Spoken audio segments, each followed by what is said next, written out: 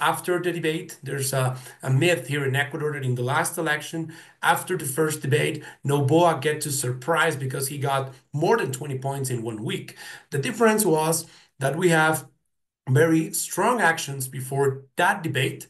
Remember that a presidential candidate was killed in Ecuador only 11 days before of the election. So all the attention of voters, all the voters' attention was on the election. And then you get to see that the debate was only 1 week before the election. Now the debate was 3 weeks before the election. So, and after this, you have had a lot of new actions coming out from the candidates, and you get to see a very strong position right now for President Noboa. It's very difficult to see and to affirm if we're going to see only one round on Sunday. It is likely, yes, it is likely.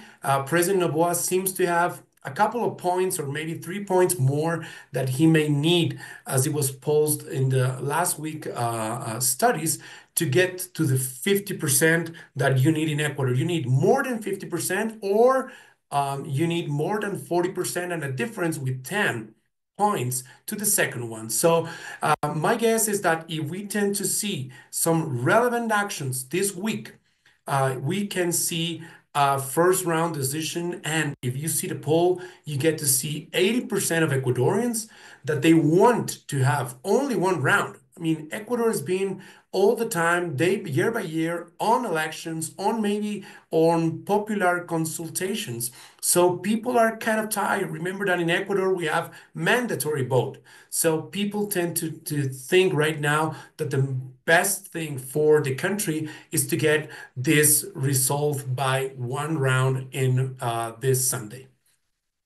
Thank you very much, Juan. And just to push you a little bit more on that question, you mentioned that the broader electorate of Ecuador is already familiar with candidate Luisa González and also President Daniel Noboa. What are some of the greatest strengths and perhaps vulnerabilities that you see from both candidates in the lead up to these elections?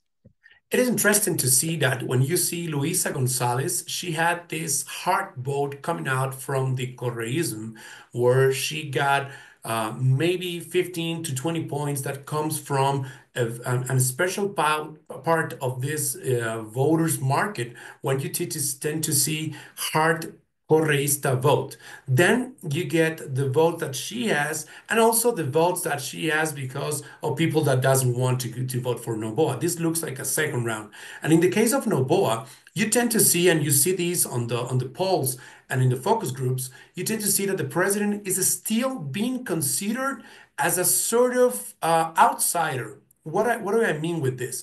When you tend to see how he communicates with people, he's not like the traditional, Latin American politician that comes out with, 3 hours of speeches. He is very short in his speeches, and he wants to connect a lot with people with day-by-day actions and day-by-day decisions. So what you have seen is a presidential candidate, Luisa González, that is performing around all the Correísm project. And then you get to see the President Noboa that still present himself as a sort of outsider because of the way he communicates, the way he dresses. I mean, he's kind of informal, this kind of modern politician that has been seen as the new politician in town. So a lot of people have been seeing him as a promise and maybe a hope to get better days in Ecuador. Definitely a critical election, Juan, as you mentioned. Doug, I'd now like to turn it over to you. As Jason mentioned at the onset, the government and President Noboa's government has reduced homicide rates by 16% compared 2023 to 2024. Yet January 2025 is said to be one of the deadliest months in Ecuadorian's history.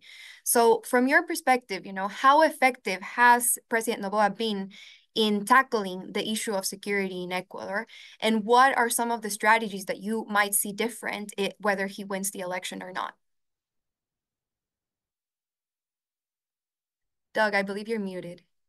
I think it's a fairly stark election between one model and the other. You have the Correísmo from the past, which had a deep alliance with the FARC and other revolutionary groups and was deeply criminalized in its involvement in transnational organized crime. And you have Noboa, who tried to break with that in subsequent groups going forward. So I think as you look at the panorama in Ecuador, any long-term success will have to be very well funded, and it will take years, because under Correísmo, they had what they called universal citizenship, which allowed anyone from any part in the world to migrate without visas and set up there. That's why you have the Albanian mafias there. That's why you have the 'Ndrangheta from Italy set up there. That's why you have the Turkish mafia set up there, and the Mexicans, and because it was so easy to come into a dollarized economy with port access across the hemisphere. So getting into a sustainable rhythm of reducing transnational organized crime, so it's not an existential threat to the state, but a criminal problem, will take many years in the best of circumstances with a lot of aid. And I think we have to understand that the new criminal groups that are emerging, the Lobos and the Choneros and the new gangs that are spreading out, live off of territorial control. This is where they start their extortion, where they start their kidnappings, where they start pressing small businesses for taxes, etc. And the violence is driven as these groups fight for control on behalf of other organizations, often Jalisco, different groups coming out of Colombia. The 'Ndrangheta will send out a message, we need access to this part of the port of Guayaquil, and then different groups will fight to give the 'Ndrangheta access to that port. So what you see in Ecuador is these enormous spikes and then drops in homicides in geographic regions across the country, because one group wins and then they move on to the next battle and the next battle, and then they lose and come back. So it's not generalized wide violence across the country all the time. It's specific geographic spaces that experience these ups and downs and spikes and drops in violence. So I think going forward, if the Correísmo current wins, they've shown themselves more than willing to destroy the judicial system. They dismantled the police. They've done multiple things with the military that make it very difficult for any subsequent government like the Noboa government to try to come in and rebuild quickly. What's also lacking has been a significant lack of international commitment to work with Noboa. And it's also, I think, to finish, the huge mistake governments often make in these circumstances is viewing the military as a solution. The military has never provided long-term support after a window of 2 or 3 months when they become as corrupted as the police and cause multiple other problems. So the idea of backstopping with the military, and I spent a lot of time in Ecuador last year, and I went out with the police and the military multiple times. They're completely untrained for what they're doing. They're not bad soldiers. They're not incompetent. They simply have no idea what they're doing because no one has given them the training to know what they're going after. And that's extremely dangerous, because then you get human rights violations, and then you get this reaction against the military, against the police, etc. So I'd be very careful in depending on the military on a large scale to deal with the violence. Absolutely, Doug. And just a follow-up question to your answer there is, you know, now that we are seeing President Trump here prioritize the fight against cartels and prioritize more than ever Latin America and the Caribbean, do you see any opportunities for countries like Ecuador to collaborate with the United States on issues as crucial as this one? I think that there would be opportunities if the Trump administration were willing to put resources into the designations that they're making. If you designate a group a terrorist group and then give the country no opportunity or no resources in which to expand that effort, then it's hot air. I was in one meeting in the Lasso government, the U.S. delegation, and they were begging for help. And the U.S. I was with the military was like, "This is great. You know, we can help you. We can have a program up and running within 3 years." And the Ecuadorians were saying, 3 years, we'll all be dead in 3 years. But we do not move at a speed that allows us to really impact in the short term. And the problem with that is, and President Trump will face this, I think, very acutely, is that in that space, who's going to move in? The Chinese. The Chinese say, "Hey, we have all this stuff. Here you go. No conditions attached. Go for it." And you see the opportunity for aid, yes. And you see also the opportunity for other groups who are going to take advantage of the large lag times and lack of resources that we put into our extremely aggressive rhetoric on these types of groups. Absolutely.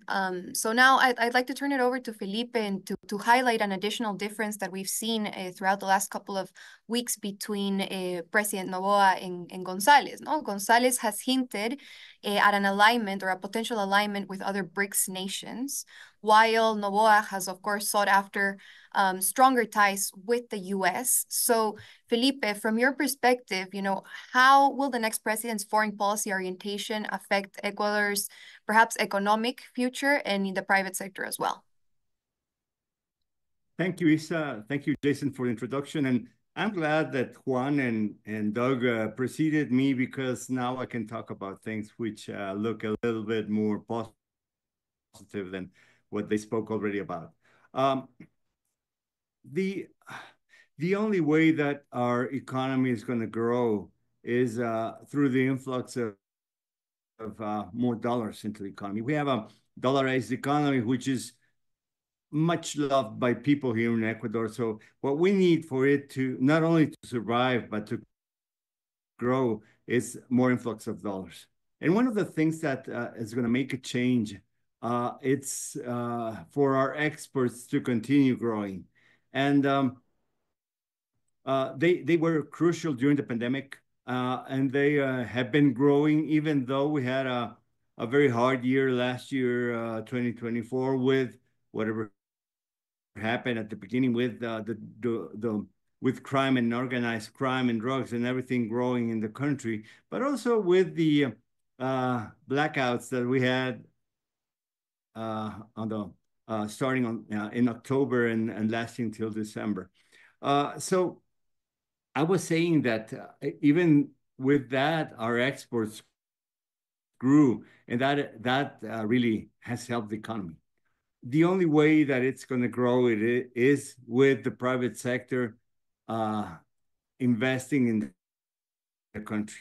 And that has been, I think, already proven.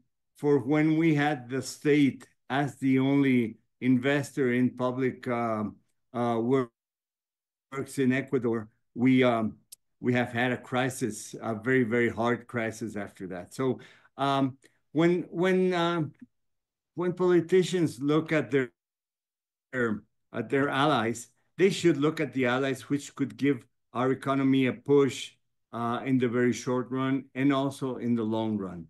So what I'm calling for is investments should be looked upon as long-lasting investments in Ecuador. And that has been the story of what American companies have been able to do in Ecuador for some of them for more than 100 years. And that is not what really happens with,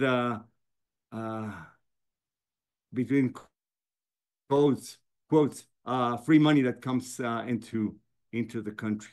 So when they choose their allies, and I think that President Noboa has talked about our largest commercial and our largest trade partner for a very, very long time, which is the U.S. And the U.S. buys a lot of products from Ecuador because our economies are complementary, and that really helps both countries in what's been sold and purchased from one side or the other. And that could be a really good thing to happen to our economy if our exports could grow very rapidly. Where the U.S. market can accommodate a lot more of our products. We don't have a trade agreement with the U.S., which has hindered that growth. But even so, it's still, and it has been the largest trading partner throughout many friendly or non-friendly governments in Ecuador. So I think that is the correct way of looking at things. We have to strategically grow our trade with the U.S. and get things going for both nations. Absolutely, Felipe. Very, very important for the future of Ecuador and also for the future of the United States. Juan, now I'd like to turn it over to you, right? Because throughout these campaign or these elections in Ecuador, we've seen a lot of the candidates talk about their proposals, but not a lot of them have done a really in-depth unpacking of their security or their economic proposals. Why is the case? Why is this the case? And what are some of the key items that different candidates are outlining as the solution to these big problems that we've been talking about? Thank you for the question, Isabel. The thing is that here in Ecuador, we tend to see a lot of superficial addresses on solutions to key problems that we have. The thing is that we don't have a big project as a country. I mean, candidates have been lacking a lot, or sending out and proposing a project to the country, a project in security, a project in economics, a project in development, a project in all of the issues that still Ecuador has a problem. So the first case is that we don't have right now a lot in almost all cases. I mean, it's difficult to be, talk about in general terms, but you don't tend to see political teams that have all the solutions, because they are very superficial and they go short term all the time. I mean, here in Ecuador, we have a very fast and speedy way of how issues and problems and instability have been part of our history. So it has been difficult to send out and to plan and to set an agenda that is also a consensus agenda. We've always been in this political turmoil all the time. We're having governments that doesn't end their terms, so it's difficult to plan and to send out something to be thought as, I mean, for 20 years or maybe for 50 years. The other side of this is that we lack of professionals in politics. And why is this important? Because there are a lot of people that after the political crisis that we have with politicians and also with political parties, there was a generation of politicians that were sent out of the sphere, and now you have a lot of people coming out to get to the election, but without a political record. So they haven't been in Congress, they haven't done like the job to get there and to know all the critical situations around what are the state problems. So that may be a second part of why we don't have these sort of projects. And again, because of polarization and because of radicalization of the political messaging, not only in Ecuador, I mean, in every country we are looking at kind of, violence in politics, we tend to see solutions that look more than a plan, a responsible plan to attend and to address this kind of problems. We tend to see a fireworks show to get voter attention, and they go very radical in the solutions, and especially in violence, and as a way to address the security problem. Absolutely. It's been interesting to see some of the proposals that have come through to address the security situation.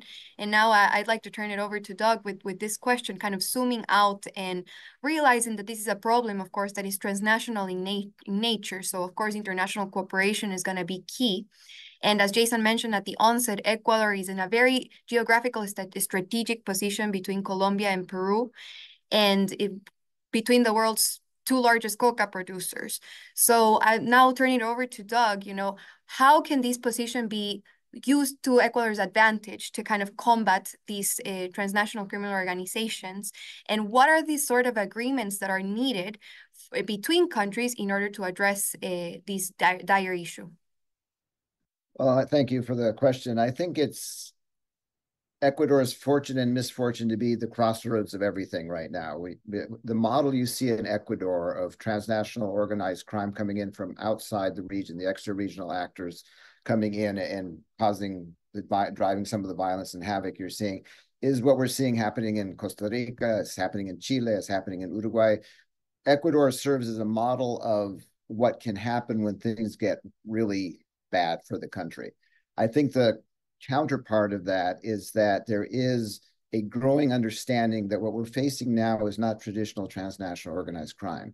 You have radical changes in the US consumption of cocaine, which is down by about 50% in the past 7 years, while Europe is exploding. On the other hand, you have massive amounts of synthetics coming in, which are replacing the cocaine in the United States and elsewhere. So you have roles of states like China in providing the fentanyl precursors. You have the expansion of the groups like the Ndrangheta and the Albanian mafias, who open up entirely new markets in Europe that nobody in Latin America had ever experienced before. New ways to launder money, new products that can move, where cocaine can go where it didn't used to.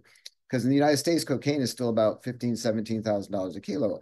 In Spain, it's 35,000. Former Soviet Union is 70,000. Australia hit 250,000. These guys are businessmen. They're going to go where the markets lead them. And there are, like I say, the synthetics coming in. So I think that as we readjust our understanding. The Europeans are desperate now to collaborate because it's affecting them very harshly with the new reality of the drug trafficking world. You have a lot of other actors that are now deeply concerned. I think Ecuador is ideally positioned, especially if it doesn't go back to correísmo, to begin to create the alliances necessary to develop intelligence infrastructures, which were destroyed, in which no country in the region has adequate intel structures to deal with this reality. Policing reforms, how to deal with what role the army could and should play, and how to tie that into the broader trafficking routes in Europe. How does, if Europeans are on board looking at what's happening in Ecuador, you'll be much more effective, obviously, in Ecuador. So I think if you have an administration in Ecuador that is willing to look for help, not just from the United States, but on a broad range of democratic actors, for a problem that is metastasizing across the region, they can be a model not only of what can go seriously wrong, but how to break that very vicious downward spiral and begin the upward spiral. Absolutely, Doug. And I'd like to turn it over to Felipe here, because I think the private sector has a very important role to play in this fight as well. So Felipe, what has been the private sector doing over the last couple of months, and how can they lean in to help support the broader fight against TCOs in Ecuador? I think that when they speak of January being a violent month, it was kind of expected because of elections more than anything. But I think that the private sector is perceiving, I would say, more a better environment for doing things. And I don't think it's only you get used to it. You get used to the new conditions, but it really has moved towards getting more a better chance of doing things in Ecuador. Of course, there are regions where things are much worse, but what the private sector has shown is its resilience throughout. I would say throughout the history of Ecuador, and more so when things are very, very hard. And in this case, the private sector is doing as much as they can to advance within harsh conditions. But if and this is not a part that is directly what I should talk about, but if things are not done to prevent crime organizations to grow in Ecuador, it'll be very, very hard for people to go into their businesses, even to grow with their businesses or provide employment. That is for sure a thing in which the private sector is counting in the near future, that things will still get a lot better. Having said that, I would get back to the resilience of the private sector, and you can see that still investments are not growing in the country. I think that the private sector is still looking for lights of hope in the whole thing and some stability. Juan mentioned a lot of elections, and elections do not bring stability to the country. And the private sector needs more stability to invest, more stability to create more jobs, and to create more opportunities, which is the only way that I repeat myself, to create a new economy with a better chance for everybody. Absolutely, Felipe. And now turning it over to Juan, because you mentioned something really important here, and it's the fact that we need to create some more jobs in Ecuador to be able to, of course, offer alternatives, specifically for young people to be able to get involved in the formal economy and avoid youth recruitment, which has been rampant in Ecuador over the last couple of months. But Juan, 25% of Ecuador's electorate are young voters, right?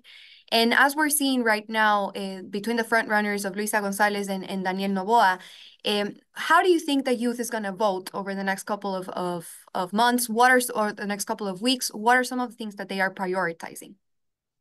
Thank you for the question, Isabel. And as you said, yeah, our main problem, and I may said after security, the main issue, the main problem that Ecuadorians have right now is that and they don't get to see when an opportunity to get a formal job is coming. When you see only 35%, maybe it's for decades we have been in 30 something percent of people that have sort of a sort of way to get through each month. So when you see 70% of people that doesn't know how to deal with all their basic consumption, you tend to see that it's very difficult to address that situation in the social tissue of what we're living right now.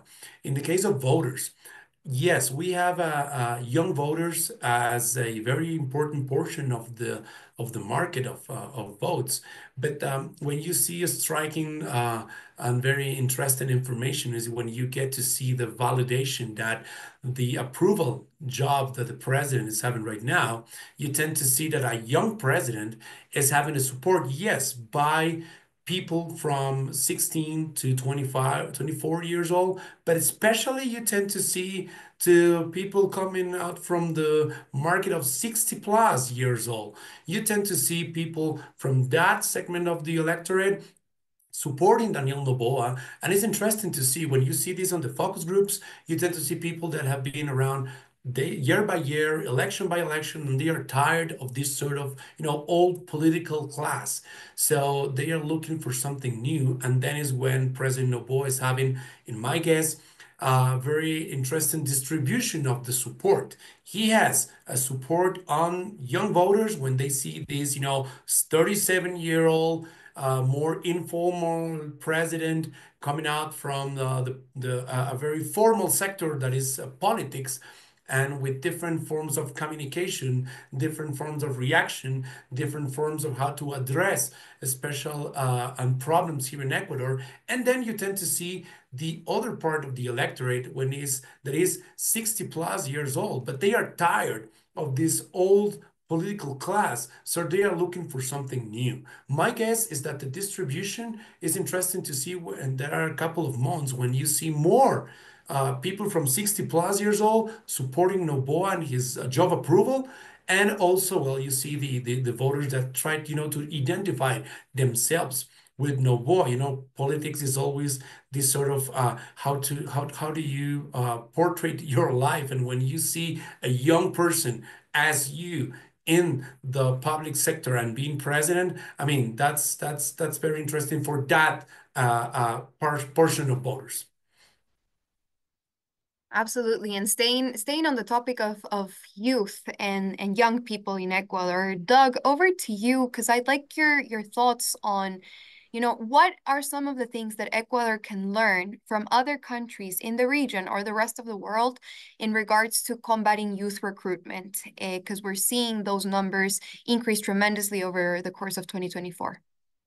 Well, I think that's a fundamental question for the entire region, because what you see is an absence of the state, an absence of the formal sector. And when we were working with some private clients and doing our own studies in Ecuador last year, we spent a lot of time in some of the Lobos controlled neighborhoods around Quito, and then down in Guayaquil with other groups. And what's fascinating is that people don't want to be with the Lobos, but they don't see any alternatives. So if you get the alternative to come and work for them, or the jefe of the group there, and you can call on him for support when something bad happens, or you're in trouble, let's say financially, or your car gets stolen. One guy got his car stolen, so he goes and talks to the jefe of the group in his neighborhood, who immediately got his car back. He's like, "You're my friend. Nobody's going to steal from you." He didn't go to the police because the police were not viewed as competent, capable of doing anything. If you want to work, and in the markets there, and the Ecuadorians well know this, you pay $5 a day each market stall for the privilege of being protected by the Lobos or the Choneros in those groups, and people, what shocked me in our long discussions with people was that they said, well, if we pay the state, nothing happens. If we pay the Lobos, we're protected. So it's not viewed as it's viewed as a bad trade-off, but not the worst trade-off, right? Which is what's really terrifying about these groups, that become more legitimate than the state in certain sectors.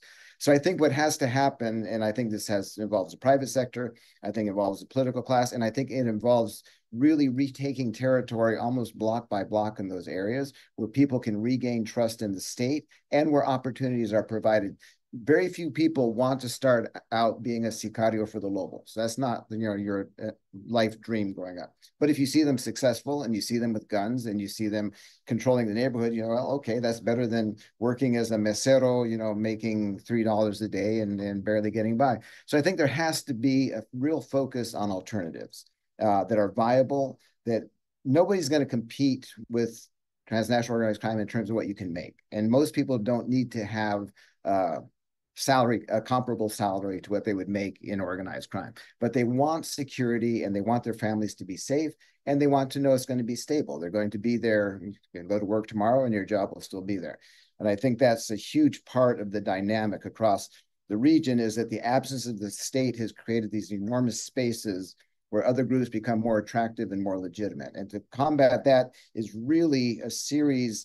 It's complicated because you need a functioning judicial system, you need a functioning police system, you need a functioning education system, you need a functional health system to sort of simultaneously be able to retake these groups, which Colombia had a little bit of success with in parts of their peace process, but certainly not generalized. So I think it's very complex, but I think that is the question people need to focus on as they set out their plans of government. As we were talking about earlier, that has to be the focus.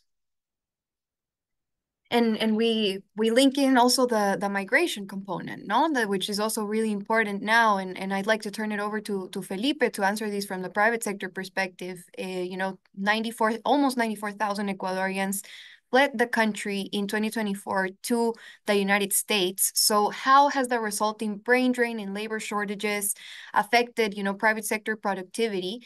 And what are some of the ways that the private sector can offer some better alternatives to also incentivize people not to emigrate and to have young professionals being able to succeed in their own country? Thank you, Isa.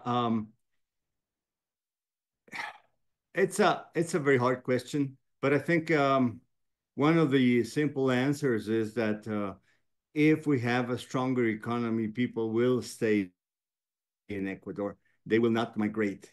And that truth is, let me say it again, it's true. That truth is true because it happened for many years. We had an exodus, which was a very large one, to Europe when we became, or just after we became dollarized.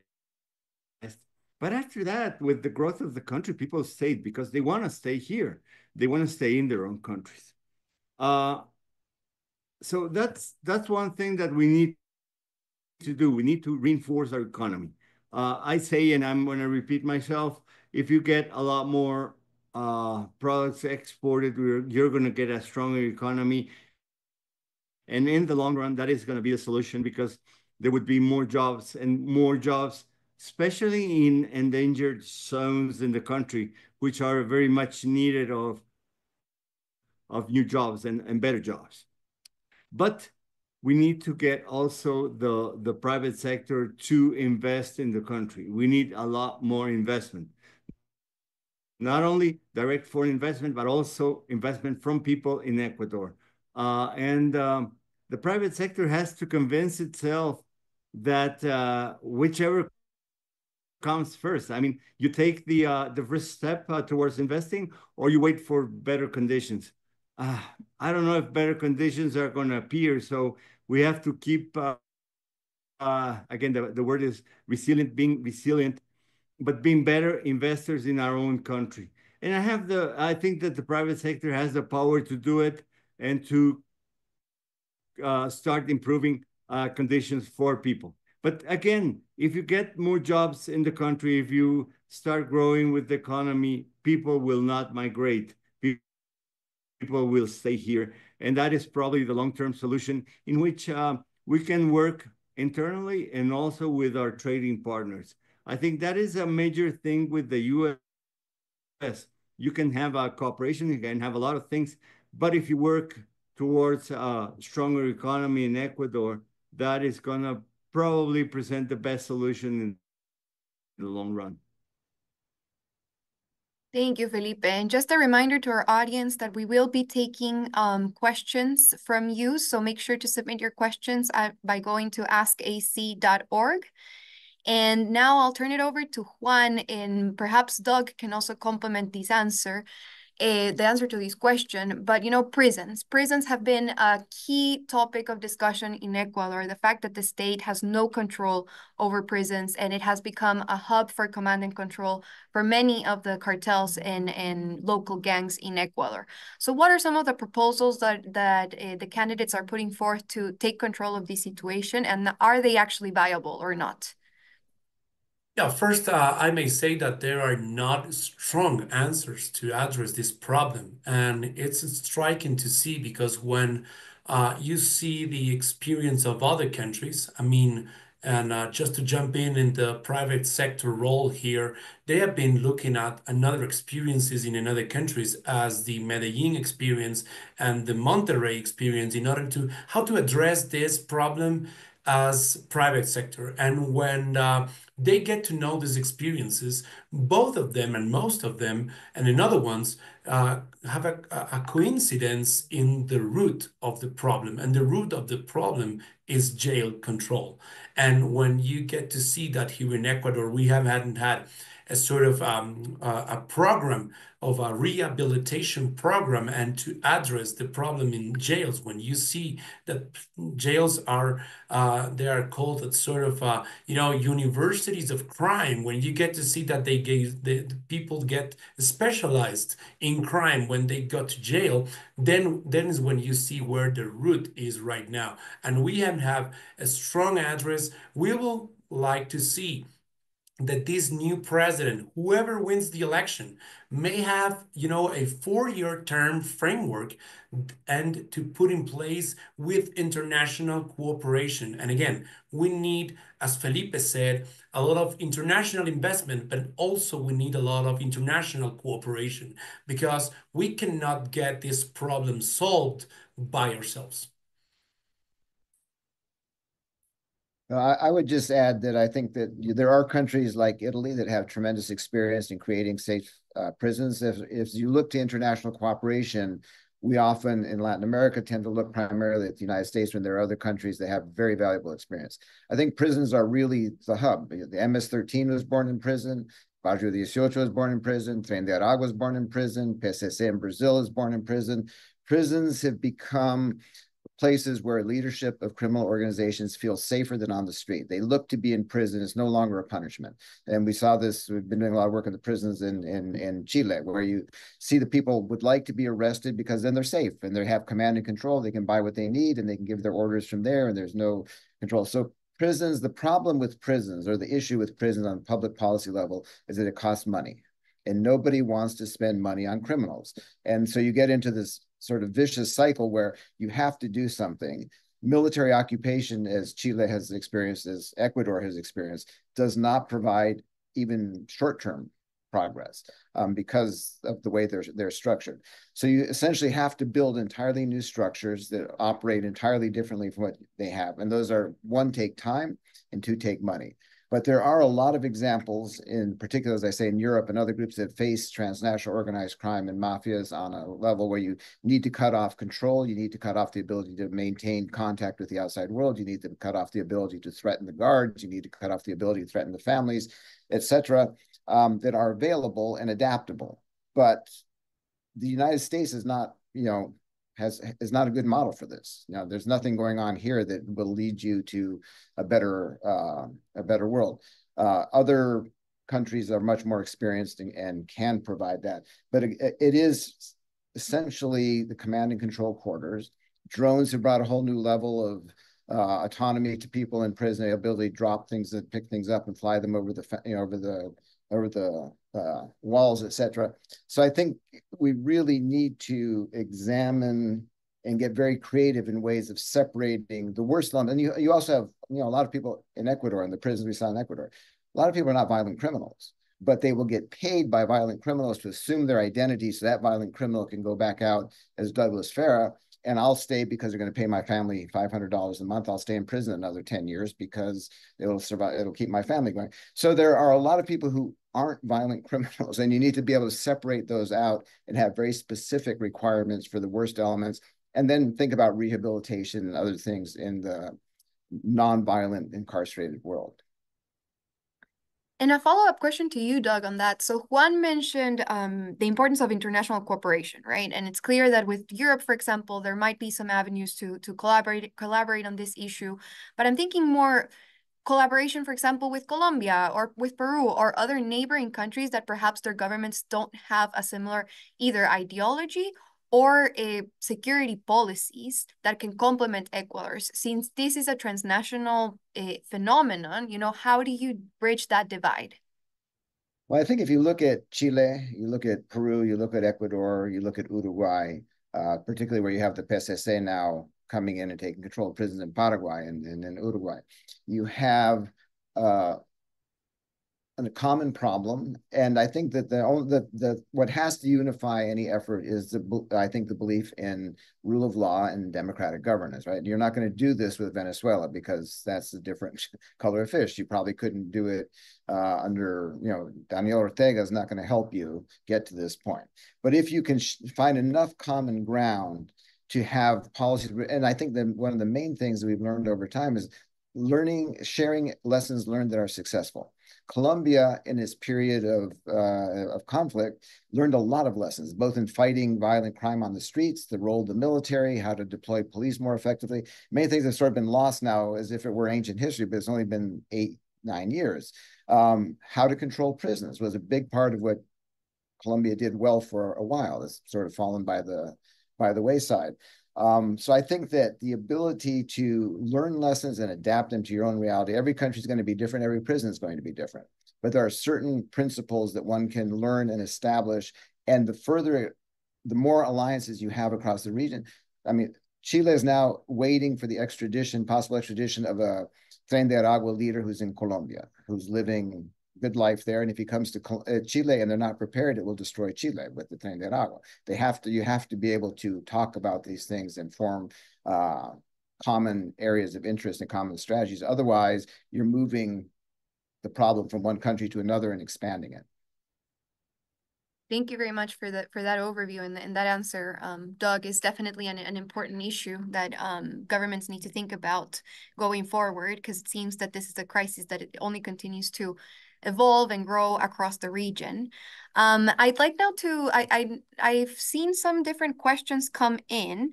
So I have a question directly for Juan from Marina, which says, Luisa Gonzalez has indicated a willingness to negotiate with violent groups. How do such strategies compare to Noboa's aggressive anti-crime measures? And is this the solution for Ecuador? Haven't seen that phrase coming out, at least at this campaign, by candidate Gonzalez, but I think there's a sort of perception that maybe she has maybe brought this out. My guess is that she has been very conservative in trying to weigh that she can be portrayed as an ally of any illicit organizations. I think that President Noboa, at the beginning of 2024, maybe everybody that's looking to this program may remember, and it was an image that came across the whole world when we got this gang that appeared alive in a TV studio. After that, President Noboa sent out executive order number 111 when he put out this sort of, internal war. So, and he went up 80% on job approval. So my guess is that people was demanding a sort of strong actions. In this way, we have seen the whole year 2024, and you had the government numbers were 17% down on homicides that we have had in Ecuador, and the impact in economy has been important. In addition to what happened with the electricity shortages at the end of the year. So as you said, Isabel, at the beginning of this program, we have had a January that has been the deadliest January in years here in Ecuador. But President Noboa is still perceived as a person that has been put out a sort of, strong decision to put the military and the police in a sort of way that they can go to the streets. As Doug said, that's not the solution, but people have seen and perceiving that finally someone took action. And Doug, as a follow-up to that, to touching on that question from Marina, the role of negotiations, have we seen those be effective? Is that the right path for Ecuador, or what are your thoughts on this? Well, not being an Ecuadorian, I'm a little afraid to wade into such a debate. I think that the models are there. I think you have the Bukele Pacto with the Maras, which is not a defeat of the Maras. It's just simply a negotiation where state money flows to the gangs stop killing people, some go to prison, some get escorted out of the country to avoid extradition, and you have this sort of, I would say, false model portrayed as this great success in lowering crime. The problem with, in my opinion, with negotiation is you can do it if you are willing to face the public and do it publicly. What we saw with the first pacto with the MS-13 in 2012 in El Salvador, and then with this pacto with Bukele, is it's done behind closed doors where state resources are used and deployed in totally unaccountable ways, and no one knows what the actual deal is. If you believe, as we saw in the civil wars in Central America, as we saw with the FARC in Colombia, that you are facing an enemy that is so powerful that you need to negotiate, then that is a rational and probably defensible decision, but you can't do it behind closed doors. You have to say, we're negotiating because of this, and that may get you out there. The history of all of these groups, including the FARC in Colombia and the dissident groups, is that with organized crime groups and groups that are armed without sort of a broader meaning to their structures, it does not work. It simply doesn't get you to where you want to go. If you face your public and discuss it, and it's a national decision to do that, maybe you can get someplace. But in the sort of the clandestine, hidden cloak and dagger, we're going to pay you and don't kill people, we're not going to tell anybody, and we're going to pretend it's something else, that's a recipe for failure. Thank you very much, Doug. I have another question here from Alejandro for Felipe. It is clear that organized crime has impacted the economy. What are some of the particular sectors that have been impacted by the rising crime and violence in Ecuador? Well, if you look at the geography of the country, you're going to see that a lot of businesses in the coastal area have been impacted. And those are not minor impacts. Those are impacts at the port. Guayaquil is the largest port in Ecuador, and it is unfortunately one of the cities that has suffered more from the violent crime. Manta is another city that has been under siege in some cases with organized crime. So those businesses have had it rougher than probably other businesses. But I want to go back to resiliency. They've been very resilient, and they have been maintaining their business as best as they can. And those two cities are a major part of Ecuadorian exports. So they're very, very important for the country. I think that the private sector has tried to accommodate to a new order of business. It is very difficult for the private sector to be a part of what is being done with organized crime. That is a government problem. But I believe in what Juan was saying. There's a lot of things that can be done through the private sector to get a more or a better environment for businesses. And that is something that should be done with the example of what has been happening in other countries. We're not the risk country where the organized crime is spiking, but Ecuador, unfortunately, is the current showroom for that organized crime. So we need to know what's happening. We need to really address what can be done, but it's still something that is, unfortunately, we have to rely on what the government will do at the long term for the better solutions. Thank you, Felipe, for that. We are almost out of time, but I did want to ask a last question to all the panelists. I think something that we haven't touched today in the discussion has been the cost of how much is it going to cost for the next government to actually put together a security plan going forward.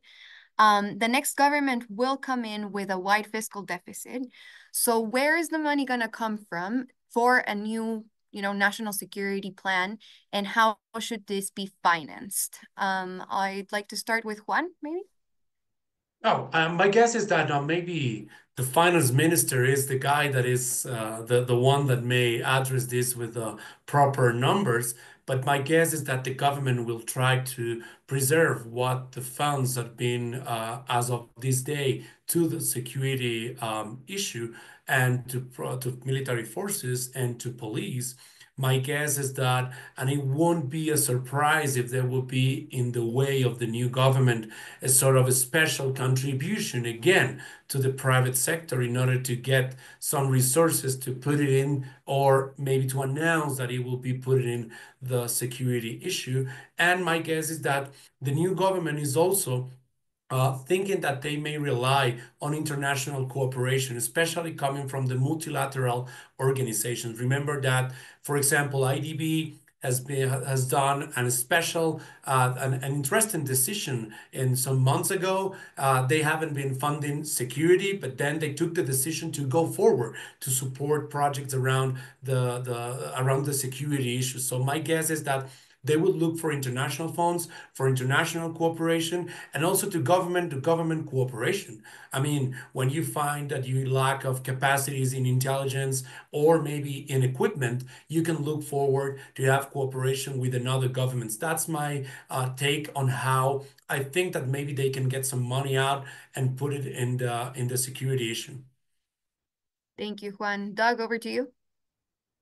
Well, I think that in the world in which we're now living, that countries have to become more self-sufficient and figure out what they can actually manage. And I think one of the things I learned in studying the Colombia experience was that there was a specific time when the private sector agreed to pay significantly more taxes, but it was based on the government being transparent and saying, we need this much money because we need this many battalions, we need this many helicopters, we need this much. And we will be held accountable for how we spend that money. If we collect your taxes, you will know where they went. I think that is a revolutionary and highly viable way to get more resources in quickly. It's surprising as is, the US government gave a lot of money to the Colombian military, but never more than 4 or 5% of its budget. Almost more than 90% every year came from the Colombians because they reached a sort of understanding on a national level. I think there are also ways to do things that instead of going for Black Hawk helicopters, you can go for much less high maintenance helicopters and things that you as the military can maintain or police can maintain over time. And we generally tend to want to go really high end. It'll give us the most thing, and you can't maintain it. After the 3-year contract is up, your planes are sitting there, as the Russian helicopters were in Ecuador, sitting there rotting on the tarmac. So I think that you have to be creative, but I think that and when you're asked for aid, what I've seen in a lot of these meetings through the years, you ask for everything. Be very specific. We need, Israel does this really well. Can you give us this? United States, you do this really well. France does this really well. Can you give us these pieces so that we can build a system that we can maintain over time? And I think that's the big failure in the security assistance, is that very few people think of it as a sustainable enterprise. Absolutely. And we're at time, but Felipe, I want to make sure that you get a chance to chime in, at least for a couple of seconds. Thanks. I think that Doug said a word that's a huge thing, and it's transparency. We need to really stop corruption because that takes out a lot of things that can be done. And I think that if we start thinking that, I mean, the social issues are for the whole society. If we start looking at things in the midterm and long term, we're going to see things differently. So my take in the whole thing is we need to stop being only present times actors, but we need to do things looking at what's best in the midterm and long term. Thank you very much, Felipe and Doug and Juan. We are at time, so thank you to all of our panelists today for joining this important discussion. Definitely an important week for Ecuador and for the broader region. So thank you for everybody's analyses and insights, and we look forward to continuing the discussion. Thank you. Thank you.